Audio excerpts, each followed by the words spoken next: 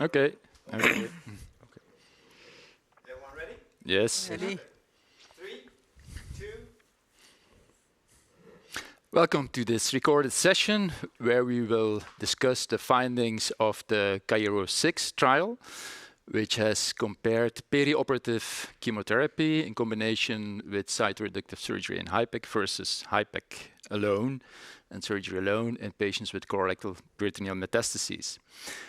So first, a round of introduction. I'll start with myself. My name is Wim Seelen. I'm a surgical oncologist working at Ghent University Hospital in Belgium, and I am currently serving as the secretary of ESSO. Yeah.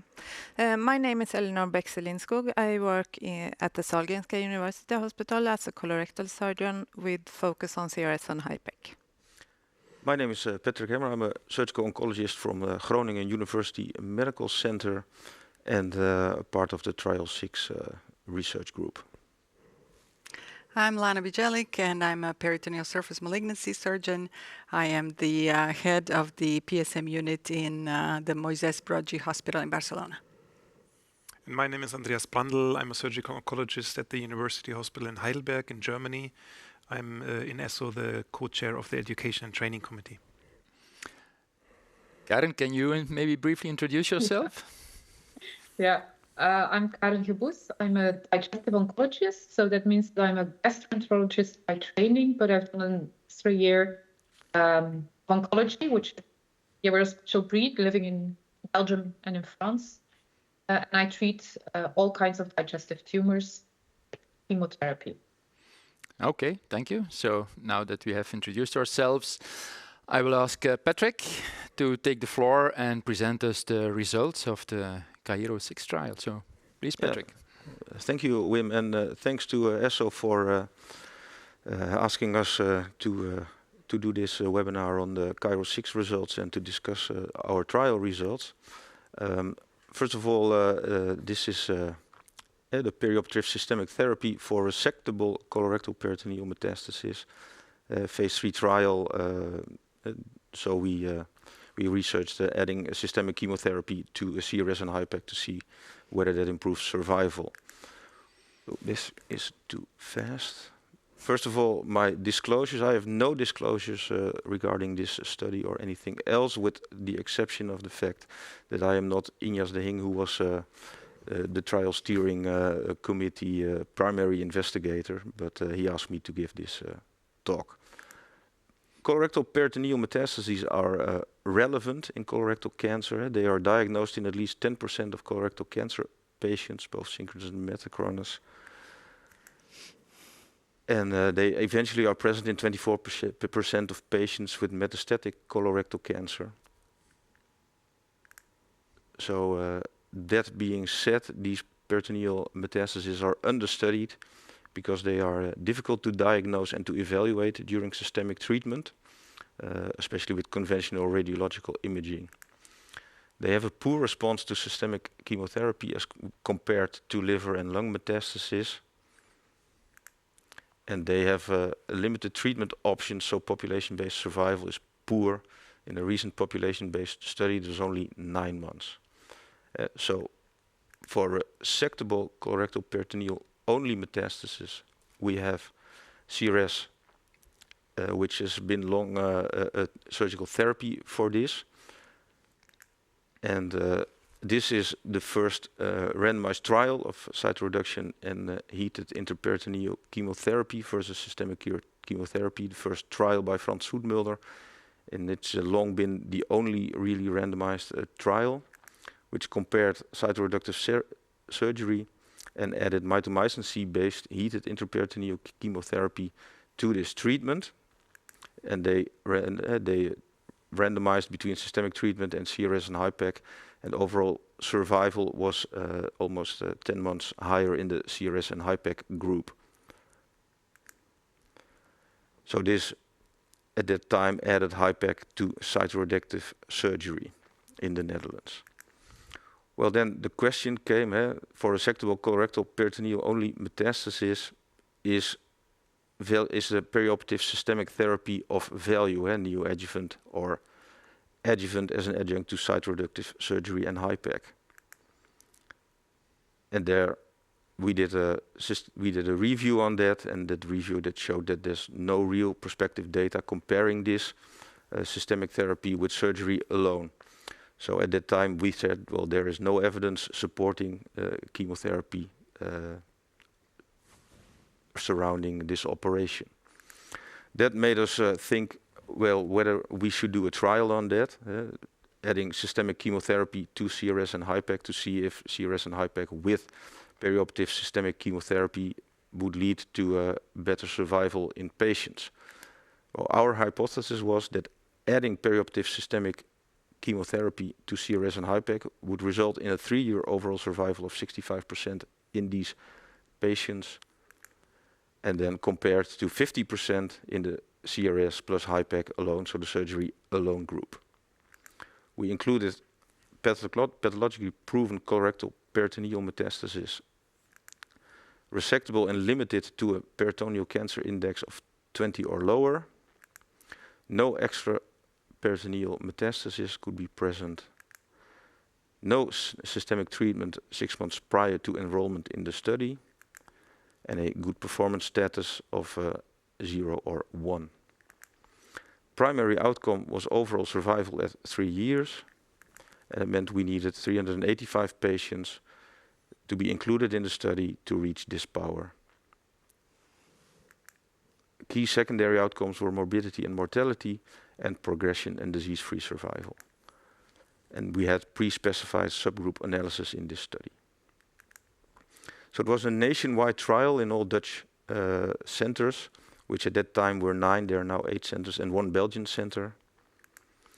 With protocolized systemic treatment, neoadjuvant doublet chemotherapy plus bevacizumab was done prior to surgery, and after that we would do adjuvant doublet chemotherapy, so without bevacizumab, and I may add that the bevacizumab was also omitted from the chemotherapy in the last course of chemo before the planned surgery. CRS and HIPEC regimen consisted of mitomycin C-based chemotherapy, 35 milligrams per meter square for 90 minutes. Before that, we had also allowed oxaliplatin, but after the Prodigy 7 results were presented at ESSO, we omitted oxaliplatin from this procedure, so only mitomycin C from then on. And standardized follow-up, including 6 monthly CT scans and CEA. Then for the study design, we randomized 1-on-1. Then in the systemic chemotherapy group, they got chemo, 3 courses of CAIRO6 or 4 FOLFOX FOLFIRI courses. Then radiologic imaging, when stable or response, they got 1 more course of CAIRO6 or 2 more courses of FOLFOX FOLFIRI. Then CRS and HIPEC, and then planned adjuvant chemotherapy, 4 more courses of CAIRO6, for instance. We stratified for onset of peritoneal metastasis, synchronous whether metachronous, peritoneal cancer index 1 to 10 or above 10, and previous systemic chemotherapy for colorectal cancer, whether yes or no. Well, then we led to this flow chart. You see 385 patients enrolled, 178 in the CRS HIPEC group and 118 in the systemic chemotherapy group. In that group, the modified intention to treat, we excluded 7 patients. In the HIPEC group, everybody was in the modified intention to treat analysis. Well, exclusions were because of patients withdrew consent, or they went to the outpatient clinic and signed the informed consent form, but then never were seen again, for instance. This was only in that group. Then 161 had neoadjuvant systemic chemotherapy, went on to surgery. So in the CRS HIPEC group, 154 patients were given CRS HIPEC. There were 24 open and closed procedures because of too high PCI or too extensive involvement of the small bowel.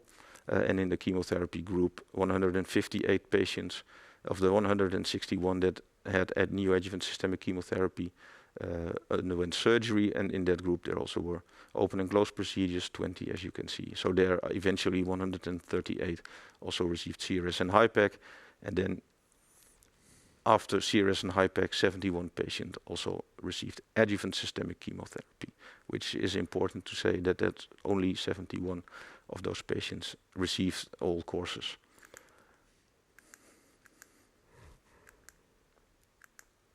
So these are patient characteristics. There are no real differences in both groups. For the chemo group and the surgically alone group, male-female was evenly distributed, and also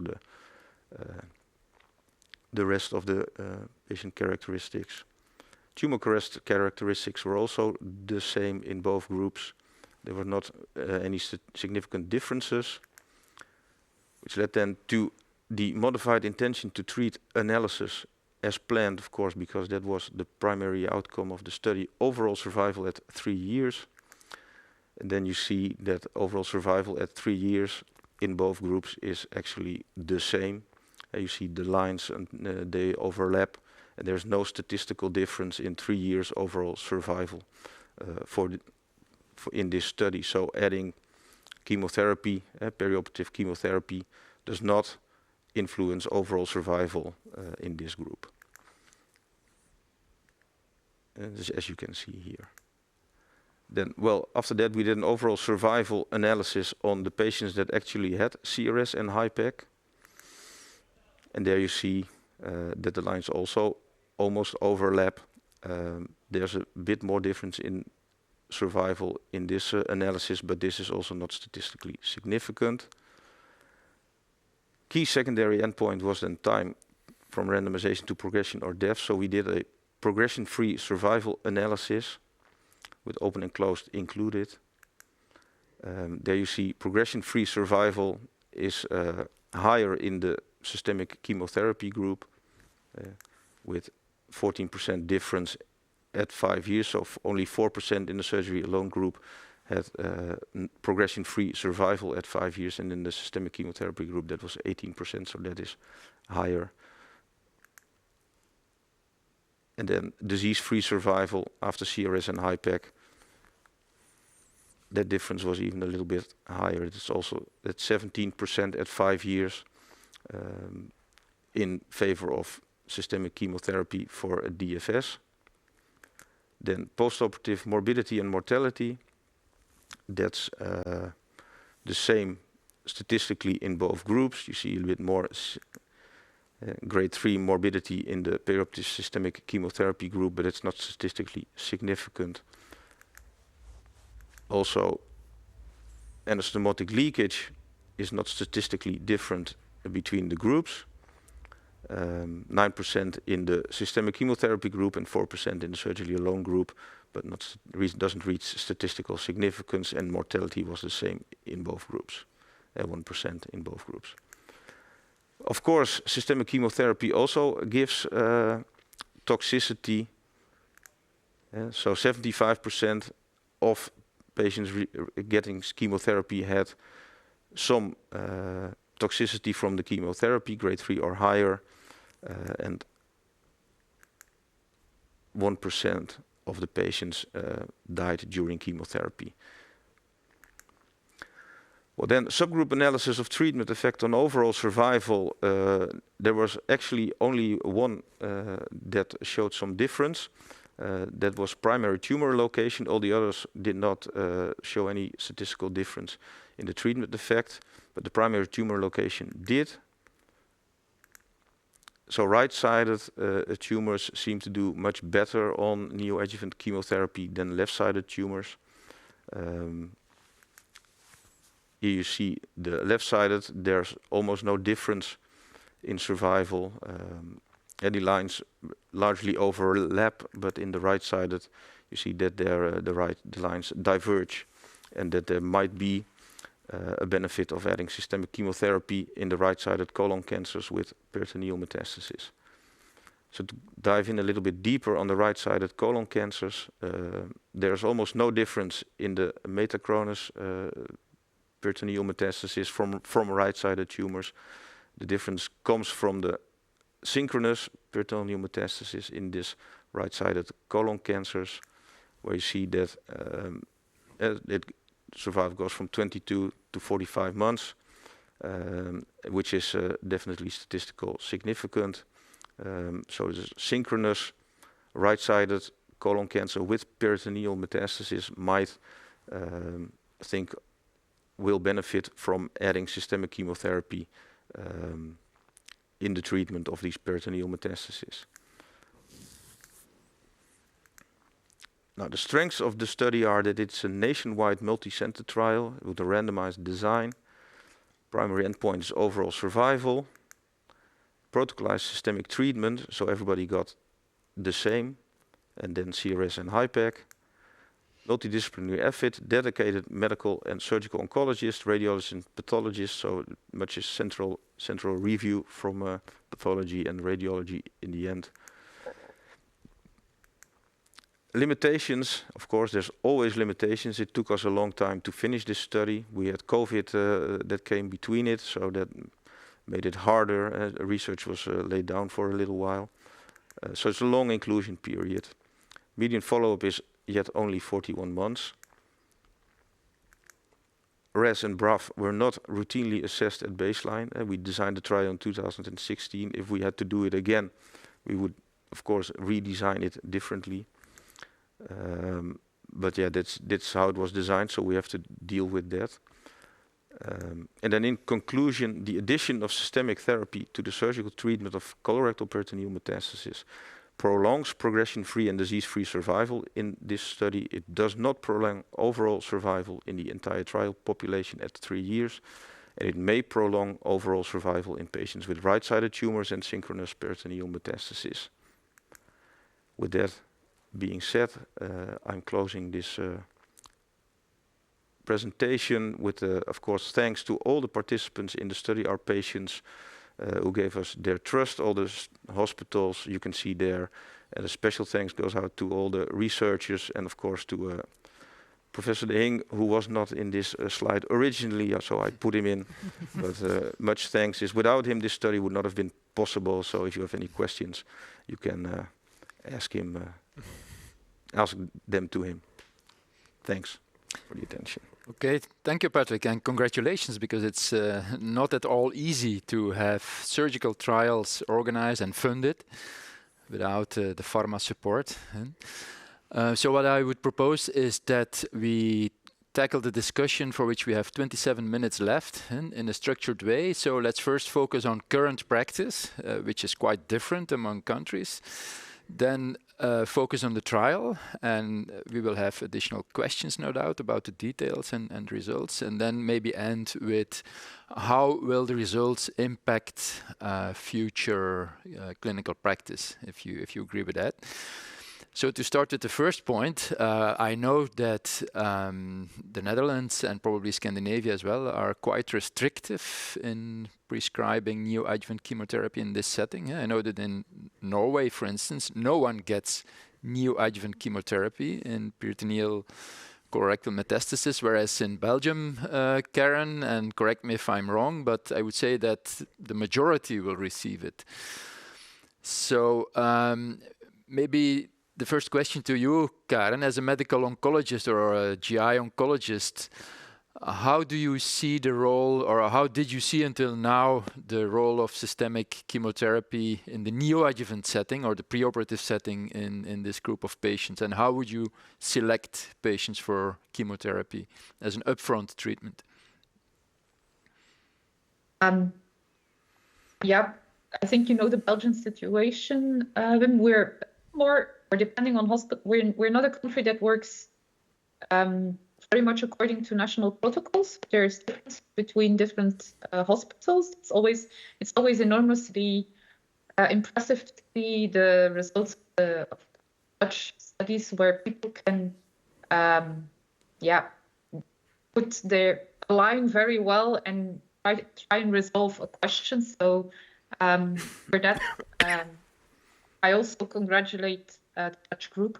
But we don't perform that much surgery. Like in our hospital, we do, but not in all Belgian hospitals. There's a tendency to perform a lot of debulkings, and we also don't do HIPECs that much anymore, but you will know that better than me. But we do start with chemotherapy usually to get to know the biology of the disease. But in most hospitals, chemotherapy will be started first, and then we will address the question whether surgery is a good idea to do or not. And that's just in line with what we do for liver metastasis. I think that's a general way of working in Belgium.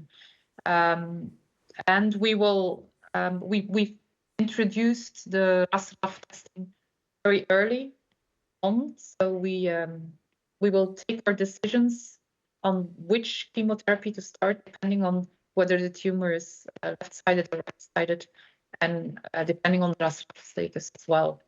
I'm also impressed, and then I will stop my my reasoning. But I'm impressed with the 22 months overall survival in the surgery first group, because median overall survival in patients that get chemotherapy alone is only 2 to 3 years, depending on the molecular markers. So it's an impressive result for the control arm. So, Eleanor, what's the current practice in Yes. Sweden and in Scandinavia in general? Yeah, I think in Sweden, that's what I sort of can represent. Usually, adjuvant chemotherapy, we give it if the primary tumor sort of tells us to do it. So if it's positive in lymph nodes, then we will give adjuvant chemotherapy, probably. But then, a lot of patients can't really take the adjuvant chemotherapy because they have a long post-operative period where they are not well enough. I would say, over the last couple of years, there are a few more patients receiving neoadjuvant chemotherapy as well. And it's mostly if you have a really high PCI score, even on the X-ray, like if it's 16, 17, then we know there are more. Then some of them will receive neoadjuvant chemotherapy. Yeah. Or if you have the other situation, it's over. Yeah, and indeed. you will give Yeah. first line, try to convert. Yeah. Okay. What about the Netherlands, Patrick? So current practice is in general not to prescribe it. What's the rationale of the oncologists not to do that? Yeah, well, for the Netherlands, the rationale of the oncologist not to give the chemotherapy is that there, in our opinion and in their opinion, there is insufficient evidence to support prescribing chemotherapy. So there's insufficient evidence of giving adjuvant chemotherapy, that adjuvant chemotherapy after HIPEC will prolong overall survival, or will benefit the patient in disease-free survival with less complaints, but of course chemo gives also a drop in quality of life. And neoadjuvant chemotherapy, well, when you have the chance to operate and the patient is operable and the tumor is resectable, then we really, for a long time, and still I think with these trial results, don't see the need for neoadjuvant chemotherapy to improve that result. We had hoped that neoadjuvant chemotherapy would improve survival much more drastically than these results showed. And these results show that that actually it shows no benefit of the chemotherapy at 3 years overall survival. And if there is a benefit, it's much less than we always expected from the neoadjuvant chemotherapy. So that explains a bit why we don't do it. And before this trial, we have looked into the data and we saw no evidence to support that. And our oncologists also did not see that, so they don't really give it. Of course, there are always some exceptions, and some patients really want it, and then some people they just do that. But in general, we don't. And what about your experience in Spain, Lana?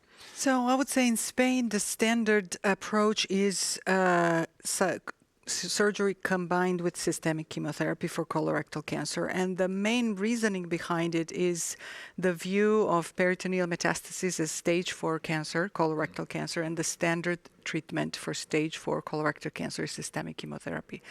But I do agree that the evidence specifically for peritoneal disease was not really there. So it was done a little bit as extrapolation for stage 4 disease in general. And most of the time it would be given as a neoadjuvant approach or sandwich approach, similar to this study.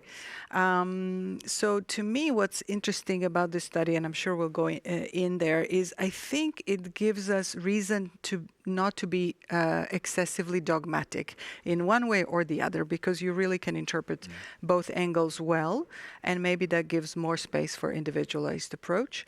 And the one thing that we also observed from our data, which comes into play a little bit, when we looked at the cases where we chose not to give neoadjuvant chemotherapy, those were always the patients who performed best. That's certainly because of their characteristics and selection, but it also goes in favor of the fact that maybe we overestimated the impact of chemotherapy in these patients. Yeah. Andreas, can you maybe provide your opinion and the German experience? In Germany, I would say it's rather similar to Spain, that in our guidelines, let's say 10, 15 years ago, it's a stage 4 disease. The first-line therapy is systemic chemotherapy. I think it also depends, or is maybe the difference to other countries like the Netherlands, that in Germany we don't have centralization. So if we have metachronous peritoneal metastasis, they're usually diagnosed in hospitals who might not be peritoneal surface malignancy centers. And therefore, often the first choice is systemic chemotherapy, and then they are referred to centers with expertise, and then you usually continue with the chemotherapy, you do a restaging, and then you evaluate if they are zero resectable from the metastasis. If they are diagnosed as a follow-up in high volume centers, I think we analyzed our Heidelberg data, we would rather in a resectable disease go for primary surgery. So I think in Germany it's very heterogeneous, also depending on where the diagnosis happens, what initial treatment is given. And you say resectable disease, but do you then have a PCI threshold? Yeah, we have like 18 to 20, roughly. This is from retrospective data. But what is interesting is actually that in Heidelberg, also in Berlin, we do, or oncologists rarely recommend adjuvant chemotherapy. So if we reach a CC0 resection, which is in a very high ratio of the patients, the case, then we don't go for an adjuvant chemotherapy. Yeah.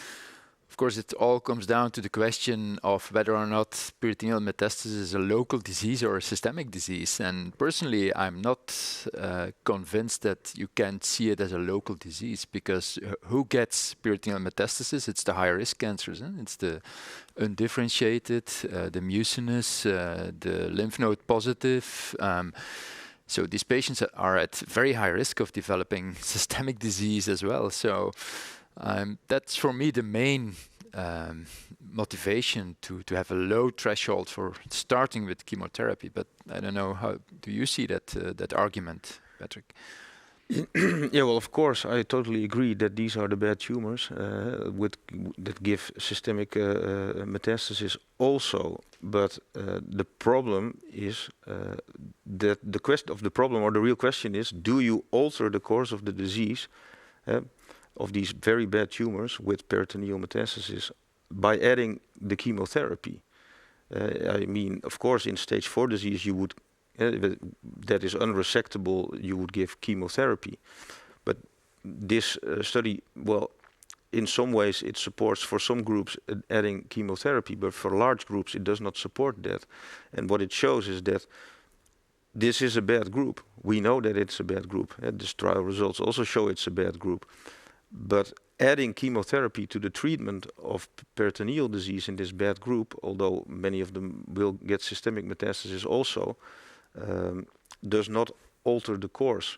And yeah, well, we have to analyze the data further, but of course it's also perhaps the case that when you don't give the chemotherapy in the beginning of the treatment, and then it says nothing about when patients develop systemic metastasis and they get the treatment then.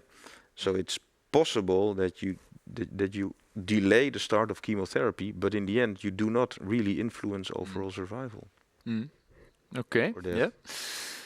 So looking at the clock, I would propose that we now go into the specifics of the trial. And if I may, I have a first question. So it was designed in 2016. So you did not take into account RES status and BRAF, etc. But was this also the case for the patients who were included in the, let's say, the last 4 to 5 years, where it's generally available NGS results? And did you then stick with the Avastin in patients with a RAS wild-type tumor, or did you give then an EGFR inhibitor in these patients? No, so we did not, in this trial, we did not analyze for that. So we did not analyze RAS or BRAF status, so these patients got this chemotherapy scheme. Yeah. We also did not analyze or exclude MSI tumors. So, of course, with current available evidence, we would exclude all MSI tumors. Yeah. So they would be given immunotherapy because it works.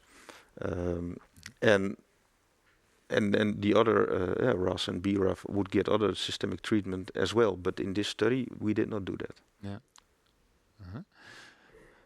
Karen, do you maybe have questions about the design of the trial or the results?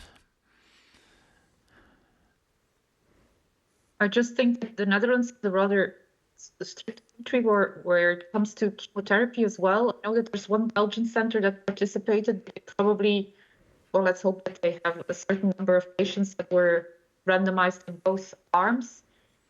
Since you're talking about metastatic disease and most patients relapse, then of course the survival will also be influenced on what you give upon relapse. Again, if you don't treat sometimes 4 or 5 lines, if it's all a little bit managed in a rather similar way in different centers, then that will not explain a lot of stuff either. What I mostly wanted to say is the first study that we have on perioperative chemotherapy is the Nordlanger trial in resectable liver metastasis. And that was a trial that was positive for disease-free survival, but not for overall survival. I mainly think if you look into a metastatic setting, most patients will relapse and will die, and you will only make little differences in months. But the question is, how many patients do you give a longer? The little percentage of patients might, even be cured or really have a long survival. So for me, it's much more important to see the nice figures in disease-free survival in this trial. Even in the Nordlanger trial, also other hepatic trials, I'm always wondering why we would see big impact on overall survival. And we want that.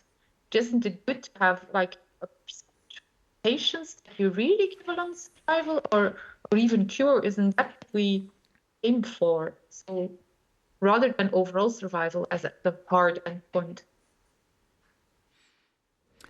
Yes, that's the eternal discussion, whether disease-free survival is an appropriate endpoint in cancer trials. And there are pros and cons. And I think one of the cons is that it's difficult to measure. Overall survival, you know exactly the date and the hour and the minute, but disease-free survival, it's an interval measurement. You take a scan every 3 months, so it can be just the day after the first scan or the day before the second scan. So it's always, there's a huge time bias there. And the most relevant endpoint for patients is overall survival, of course. Yes, yeah. Do you have? I have one comment because I am reminded on what Paul Sugarbaker once said. It's not the disease that we see that kills the patient; it's the disease that we don't see. And of course, the overall survival is not different. But in the end, you can interpret the trial in 2 ways, as you also suggested, right? And the neoadjuvant or the chemotherapy treatment, let's put it like this, as a neoadjuvant or sandwich concept is in the end increasing the disease-free survival. And and the question is, do you think that this is on a long-term effect on the overall survival? So do you expect when you have a longer follow-up of the patients that you will see this? Yeah, That's a very good question. You might see that if you wait longer and you get more events and you get a longer follow-up, that you might see that these lines that diverge a little bit at 3 years, that effect that stays. You know, that this division of the lines, that they're in the chemotherapy group, that there are after 5 years with longer follow-up there are more survivors than in the surgery alone group. Problem is, of course, that the study was not powered to show that at 5 years. So if we look at it, we look at 3 years overall survival, and that's not different. But yeah, it might be that when you wait longer and you reanalyze in a couple of years with more events, that you find a difference there. Whether that allows you to say that adding systemic chemotherapy prolonged survival, that's always the debate. The study wasn't powered for that, so this is the endpoint, this is what it shows. But I agree, it could show that with reanalysis that the difference is there. But I agree with Lana that the difference is never going to be as big as we always thought it would be. Yeah. So adding chemotherapy to surgery does not improve overall survival as much as everybody would have expected chemotherapy to do. I wanted to make a question, really a comment. Another thing that was kind of striking to me from your study, but it also, if we look at our own practice critically, so as I said, in our practice in Spain, probably 85-90% of colorectal PM cases will get neoadjuvant chemotherapy. And one of the logics behind neoadjuvant chemotherapy that we always, kind of stress is that it helps us select out patients better, the ones who will progress early during chemotherapy or things like that. But when I think of our own practice, the number of cases that actually fall off because of that biological test is extremely low. I would say less than 10%. And it seems to me that in your study as well, very few patients actually were selected out based on neoadjuvant chemotherapy. So I think that logic that we sometimes use as to why neoadjuvant chemotherapy is a good idea in terms of patient selection, perhaps is also more wishful thinking than what actually plays out. It seems to me that that's one of the, take-home messages. Yeah, well, I agree. I think the study shows that almost everybody in the neoadjuvant chemotherapy group progresses to surgery, and then open and closed procedures in both groups, surgery alone and chemotherapy, are almost the same. Yeah. So the selection of the patients with chemotherapy is very, very limited. And I wanted to ask you something that I couldn't get out of the published results, and maybe you don't have it to comment until the full paper is out, but it kind of goes a little bit to what Wim said about whether peritoneal metastasis from colorectal cancer is really local regional or less local regional than some other peritoneal malignancies. I also have the same sort of dilemma. I'm not so sure that it is truly local regional, or at least not in all patients. So my question is whether the pattern of recurrence changes if between the two groups, the one that got chemotherapy perioperatively versus just surgery. And one of the reasons why I ask that is that because really the progression-free survival seems to be quite different between the two groups. One of the things that seems to be emerging right now with data that was published out of Basingstoke not too long ago, we are looking at our own data. We have always feared that early peritoneal recurrence is the most terrible thing that can happen to these patients. But the Basingstoke group shows that actually liver recurrence is the first mode of recurrence after CRS and HIPEC for colorectal cancer selects out the worst group, the one that has the shortest progression-free survival and ultimately the worst overall survival. So it looks like we really need the help of systemic chemotherapy to prevent early systemic recurrence. So did you see any difference in terms of what kind of recurrence these patients had? Well, I don't have the data on that at the moment because this is analyzed, of course, in the trial, but it will be available in the final publication. So because these data were analyzed until last week almost. So what we did see was that it's almost some people progress intraperitoneally, and then with systemic metastases, there's not much difference. There's in patterns of recurrence, so people recur intraperitoneally, almost the same as patients that recur peritoneally and distant, and then the patients that recur only distant. There's not much difference between those groups in the total trial population. But if chemotherapy influences that, that will be available. We have those data, but I don't have it at the moment. It might be interesting to see. Yeah, I think it's very interesting. But there will be a lot more in the final paper than just this. Yes. Laparoscopy was not mandatory because you had 20 or 24 open and close procedures, which seems like too many, let's say. So laparoscopy was not mandatory, I assume, before enrolling the patient. Pathologically proven peritoneal metastasis was mandatory.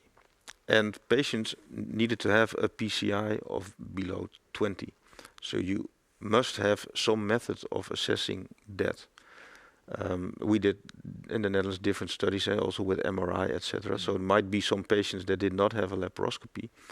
And the use of diagnostic laparoscopy also differs between centers. We have those data too for the Netherlands, but that differs. But it was not really mandatory. Okay. So for the final 4.5 minutes, maybe let's try to answer the question, what now? Will it impact clinical practice? For me, this is a positive trial. You say that the curves overlap, but in fact they are diverging. And I think there's little doubt that in 5 years' time, you will see and observe an effect on overall survival as well. And the effect on disease-free survival is really, really convincing. So what do you think will happen now in the Netherlands? Will there be more chemotherapy prescribed in this setting or not? Well, we consider the trial to be negative because formally, statistically speaking, the trial is negative.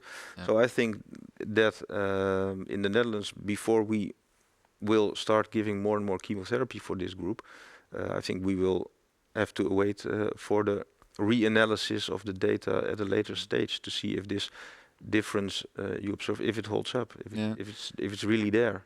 What do you think, Karen? The Noorlanger trial convinced oncologists to prescribe chemotherapy based on DFS alone. Will this be similar in this setting? What do you think? Is this enough for oncologists to prescribe chemotherapy more often in this patient group? The trial was presented at ESSO, if I remember correctly, and it was perceived as a negative trial, statistically, not reaching statistical significance. I don't think habits will change. I think oncologists will stop or give less chemotherapy in stage 4 cancer. And I think in most countries, as colleagues said, the chemo is started first, and then you consider surgery, yes or no. But the first conversations after the presentation of the trial it's a negative trial. Yes, formally and it again, is. I think some people do benefit.